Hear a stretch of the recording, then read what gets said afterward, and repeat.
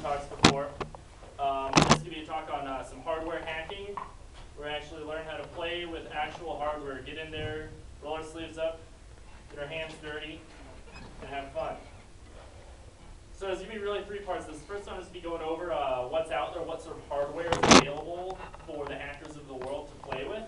Then I'll go into a sort of subsection about specifically serial communications. That's a very critical aspect, especially if you're going to actually go after any of these devices, try to have some fun with them. And then the third section is to be sort of an exploration of what people have already done, just so you can get an idea of what sort of fun there is to be had. So on to the goods. There's really, when people think of embedded devices, they can go really two ways. First one is thinking of single board computers. The second way is thinking of a proper microcontroller. So here's two devices. I've actually got one of them right here. So which is which? One of them is a single board computer. One of them is a microcontroller. On the right, your old Raspberry Pi. On the left, it's a PIC24 Explorer 16 dev board. The Raspberry Pi is typically the go-to idea for a single board computer. It's a proper Linux box.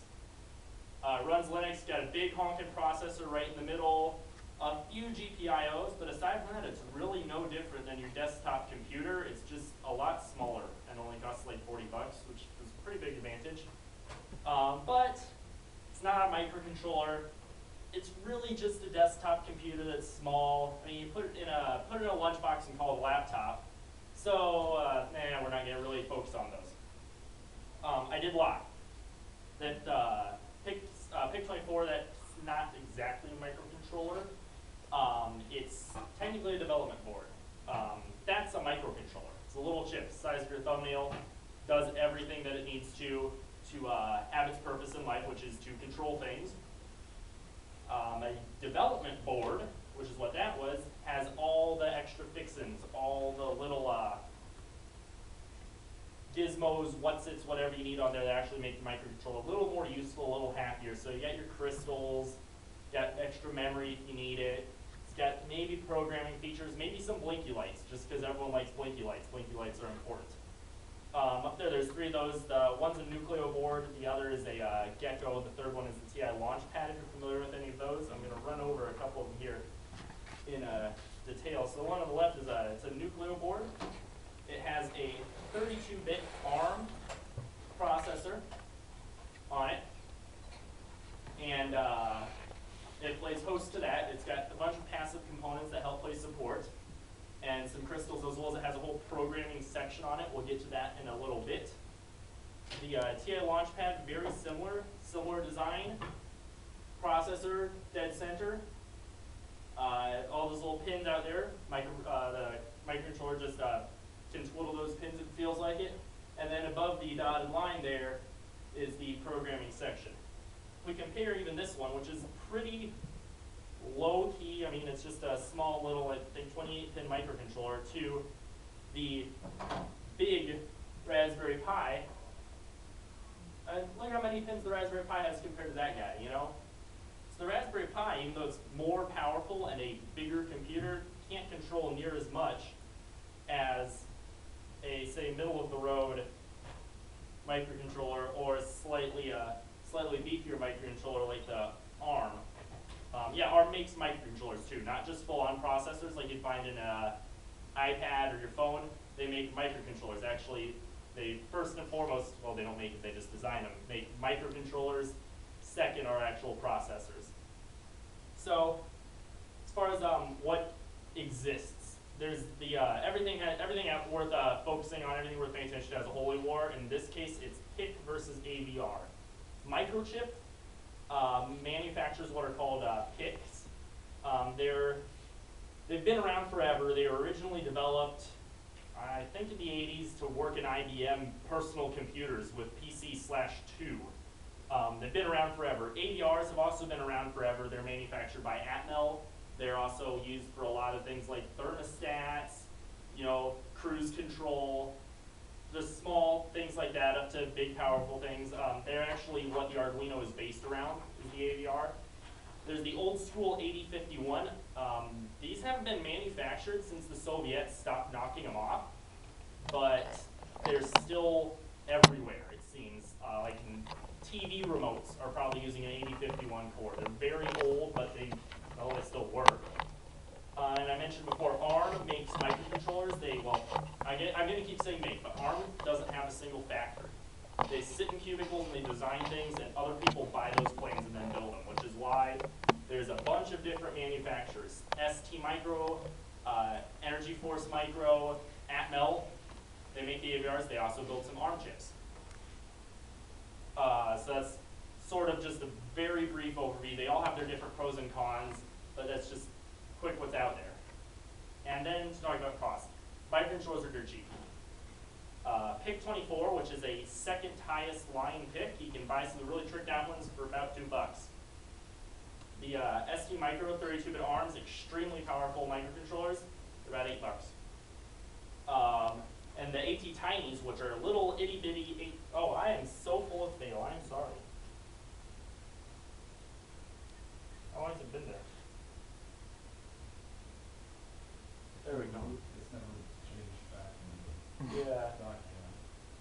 sorry about that. Back up a little bit. Alright, so yeah. Just to run over that again, PIC versus AVR, 8051, a bunch of ARM chips. The ARMs are taking off right now because they're extremely power efficient and they can be quite powerful. So, to cost. The microcontrollers I mentioned, the chips themselves are dirt cheap. When you get onto the dev boards, like these, it's not that bad. Like the Explorer 16 is only $165. Yeah, how about no? I don't know why they charge that much. I don't know how they think they can get away with it. It's crazy. But luckily, there's a new trend. It's a term called loss leaders. If you've taken economics, might make a bit of sense, but they actually make these things and sell them at a loss.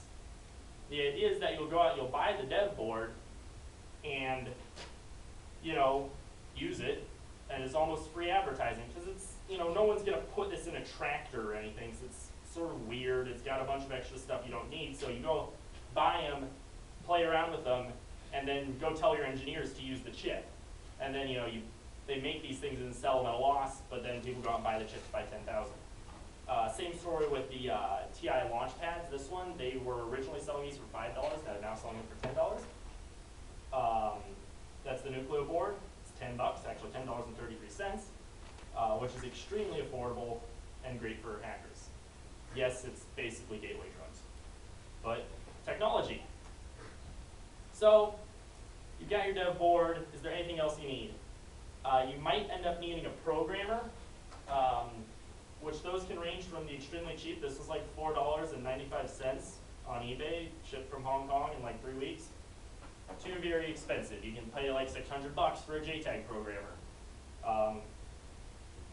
Try to avoid that. So I mentioned before that these have a programming section. Yes, $10, 33 cents. It includes the programmer. You buy this, you plug in a computer, you're good to go. Same story with the this guy. The Arduinos are a bit of a special case. They're self-programming. It's a little weird. But other tools, so programming, you might be able to skate by without needing one. Good. Multimeter. It's your voltmeter, ammeter.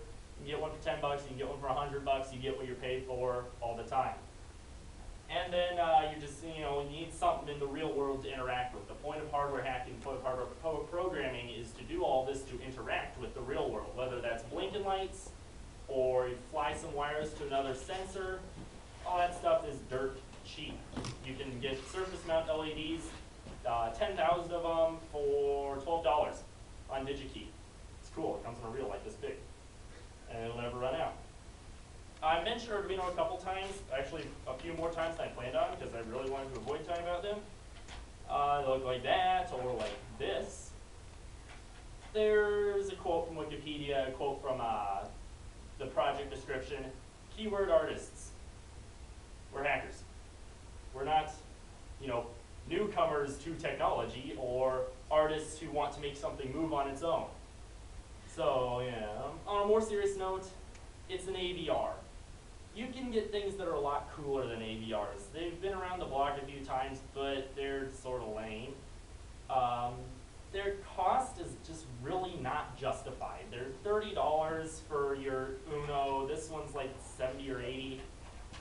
you can get Chinese knockoffs, but then you're getting a Chinese knockoff and they can go a little crazy sometimes. And it's just, you know, when you got this one, which is, I believe it's 8 times the clock speed and 4 times as much RAM for $10, really doesn't make sense. And the IDE is completely full of fail once you get past the first baby steps into learning, hey, embedded programming. But if you come into it with any programming experience, if you've ever done C or even Java, you'll just feel like, ugh, this is disgusting. So in its defense, it's an AVR. If you got them laying around, you've got an AVR. You can use the normal AVR tools, and it's a board. It'll power it up, breaks out all the pins. It's not going to kill you to have one, and you're probably, if you get into this, going to have a bunch of them laying around anyway, just because everything uses them. And some of the more exotic ones are almost worth having on their own, because they make like really weird, extremely small Arduinos, which can be practical if you need to like put in a remote control car. So I've mentioned a couple times differences between microcontrollers. And obviously it's a little deeper than just the brand name on it. They have specs just like computers. They have RAM and flash just like a computer. Your RAM is effectively data space just like on a computer. Flash acts as your program space. Tiny amount of flash, tiny program. Might cause problems for you. They have a clock speed, obviously faster, you can do more things. As an added bonus, when it's faster, it can be turned on less, using less power. That's a little advanced, but overkill doesn't really exist. So you can put something really fast and only run it 1/100th of the time. And of course the most important part is peripherals, which is almost completely out of left field when we're talking about RAM and flash. What are peripherals? They're just the sort of little things that the hardware can do for you. It's meant to work for you and it can do things.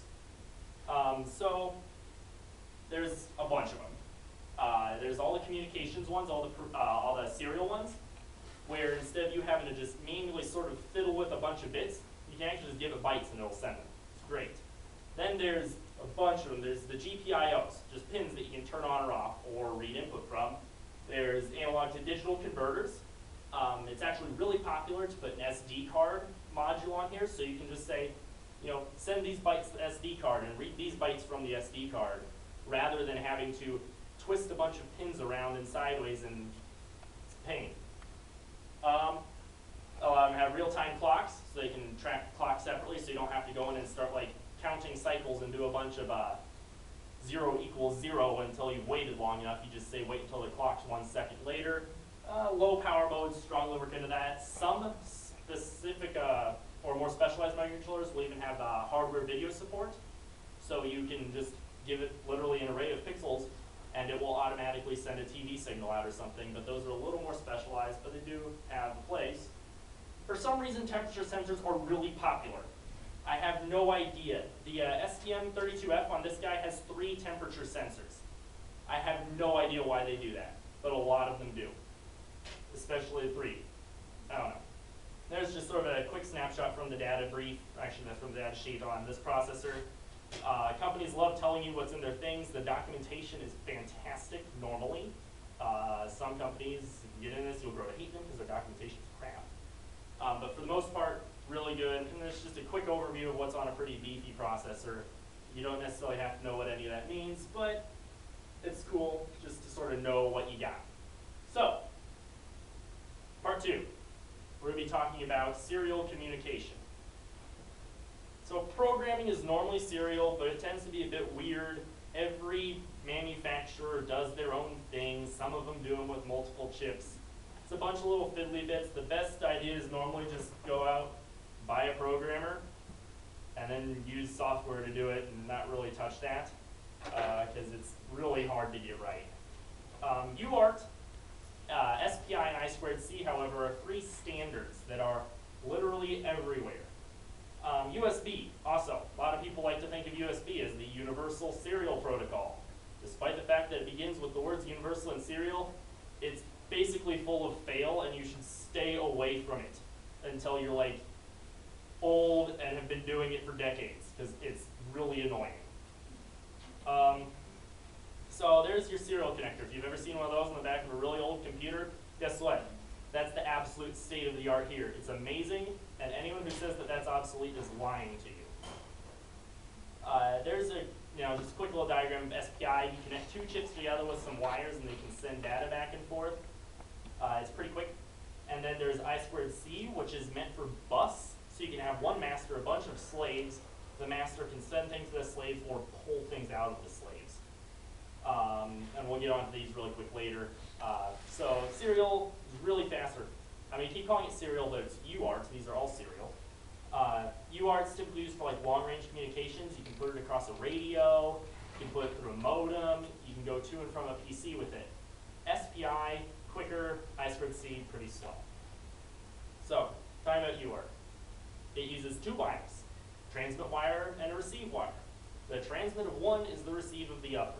There's not really any comprehension of a master or slave. They simply send stuff back and forth. The A in UART stands for universal, asynchronous, receive, and transmit. The A stands for asynchronous. There's no like common clock between them, so a disadvantage. Both guys on each end need to have a solid clock so that they know how much time has elapsed between bits. They know when to expect the next bit and this and fiddly stuff. It's got a lot of names. TTY, UART, USART, serial, like I keep saying, TTL serial, a lot of things refer to it as that. It's pretty simple. You send a start bit. You slam the line low and then bring it back up. The guy wakes up and says, okay, someone's sending me something. Then you slam it low and up, low to send to 0, high to send to 1, and the guy just samples it every right amount of time, and then there's a stop bit, and it ends, and it waits for that start bit to come again. Like I said before, there's an independent clock, which is a major design consideration with this, because, well, I mean, you can't send a dumb chip with no clock UART. It's not possible. But you can pull really high data rates. The highest that's typically out there is 1152, which is 115,200 bits per second, which doesn't sound that fast, but for these guys, it's pretty fast. And USB is not the universal protocol. It's TTL serial or USART. That's what everything has. That's the language everything can speak. And don't worry about getting it on your computer if you don't have one of those USB serial adapters. Here's one. They're everywhere. They're dirt cheap. You plug in your computer, and I believe it's these two on this one. One's received, the other's transmit. Hook them up. You're good to go. The second one, the sort of high-speed one, is serial peripheral interface. It's high-ish speed. For microcontrollers, it's pretty high speed. It's called 3-wire serial. It has master in, slave out, master out, slave in, and clock. It also has a 4th wire, even though it's 3-wire serial. It's just chip select. It's the turn on button.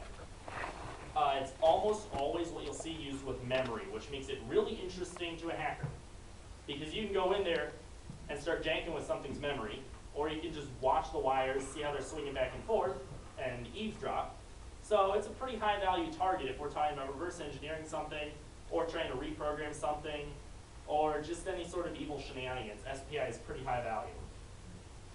There's that diagram from before. You can see up there, there's the master, the slave. The master in, slave out, master out, slave in are connected.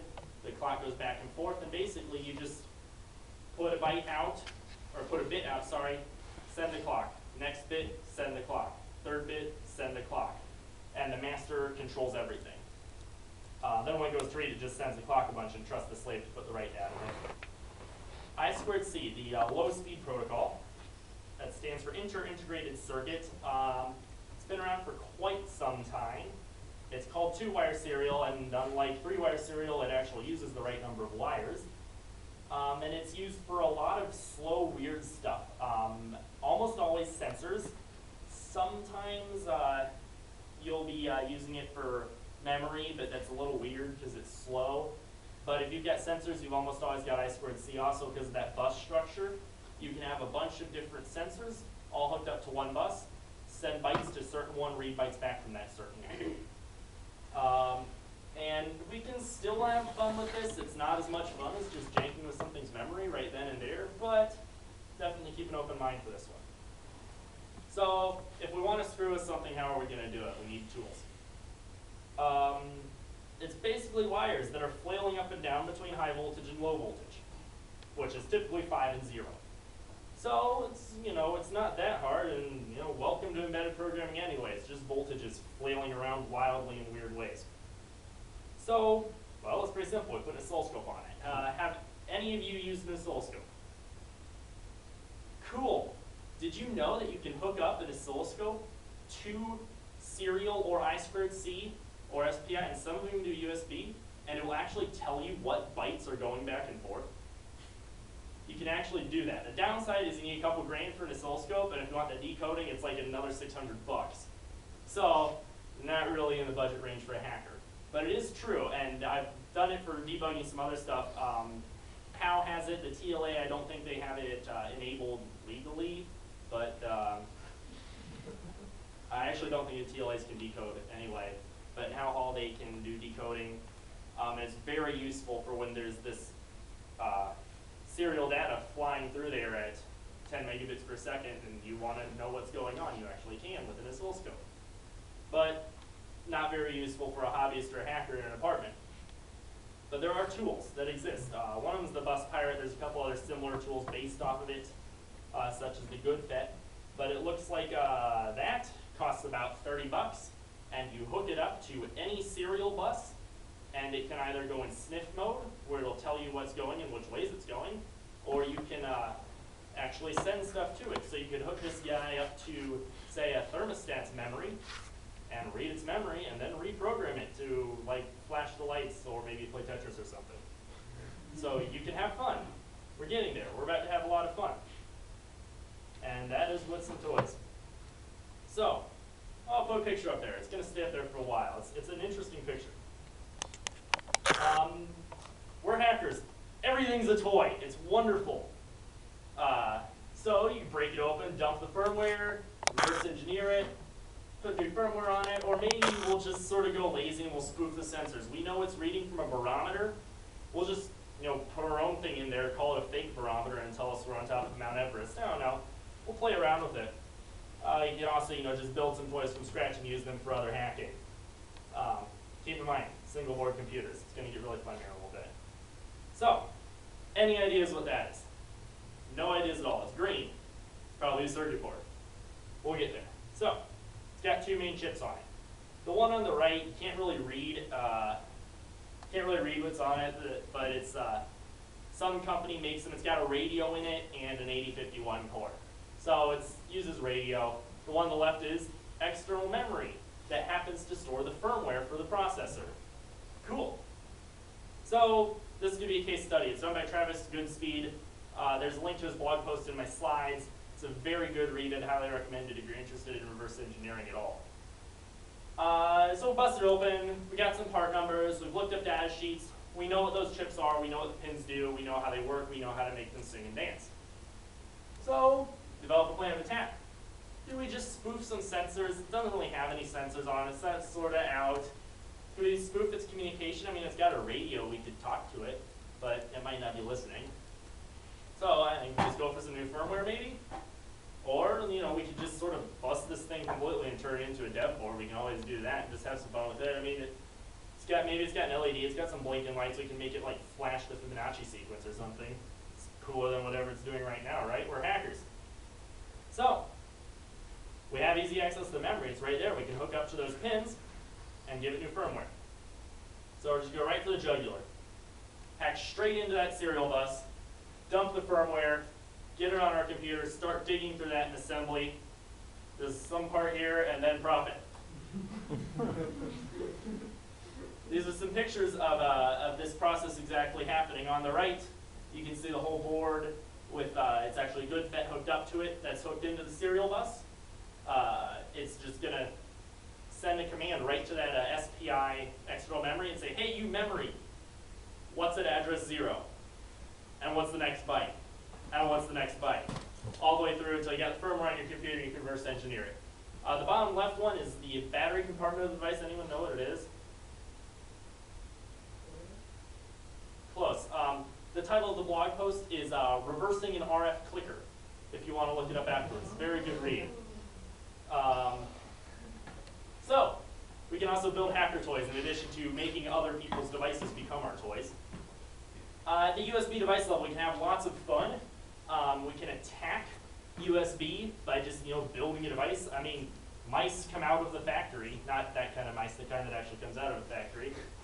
Keyboards come out of factories, joysticks come out of factories. Guess what? They program a microcontroller, put it in the device.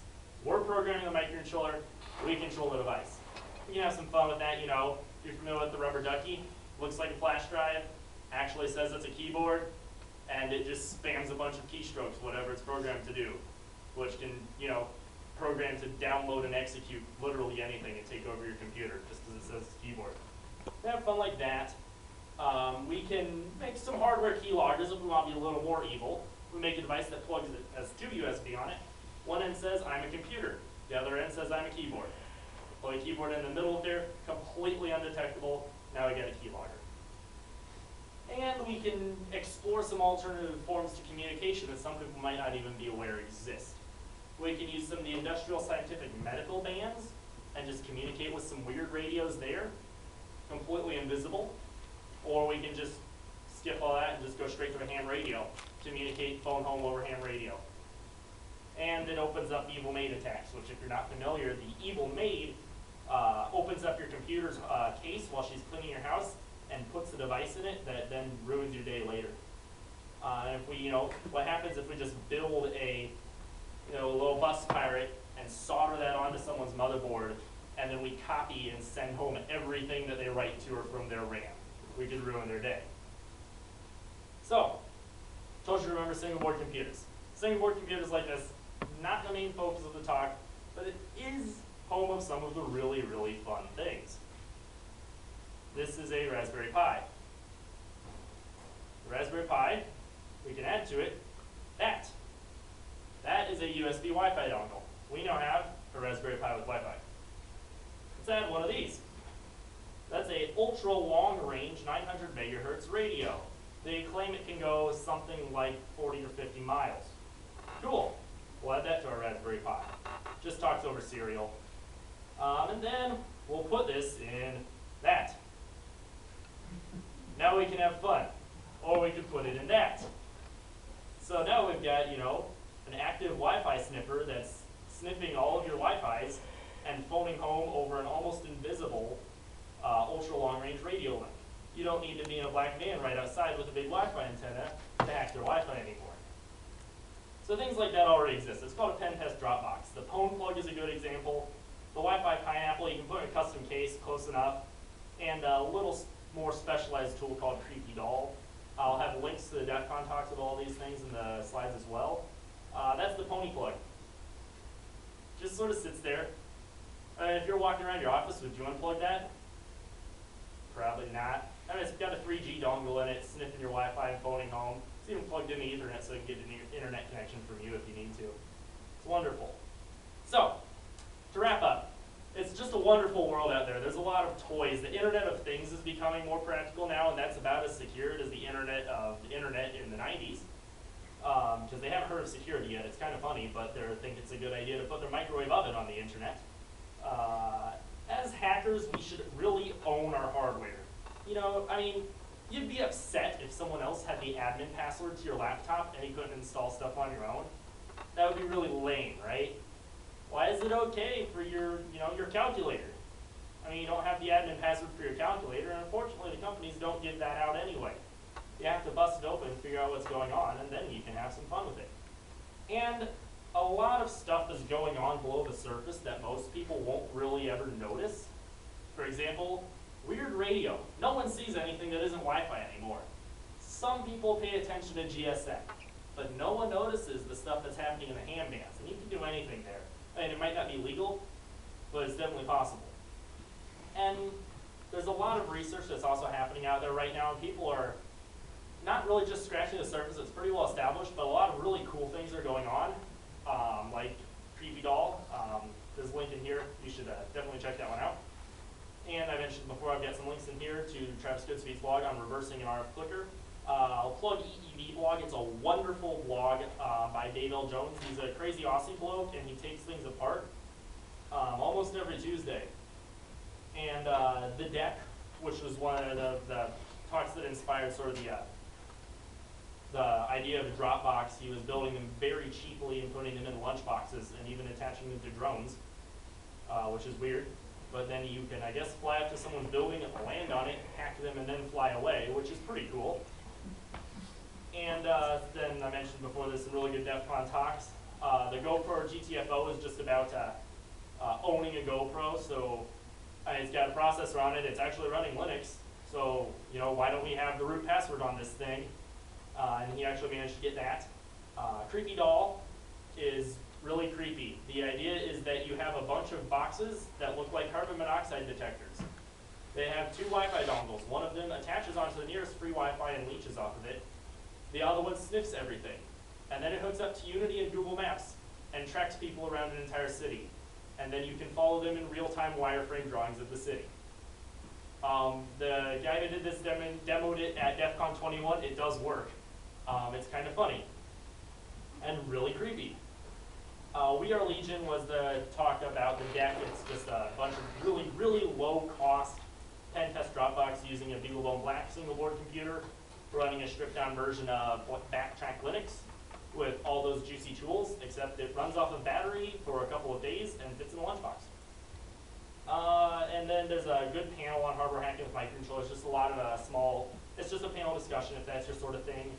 And the video and slides is not up for Ninja TV yet, but it's a very good talk about a guy who once again had just a WD MyCloud thing that he didn't own.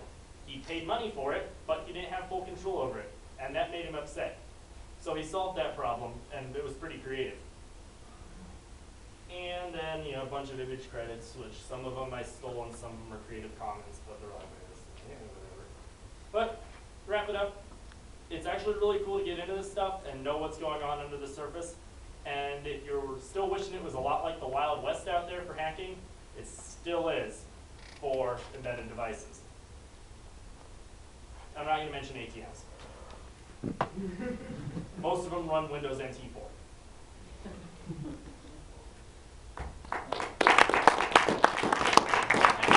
Upstairs, if any of you are interested, I'll sort of let you play with some of my toys if you have a laptop.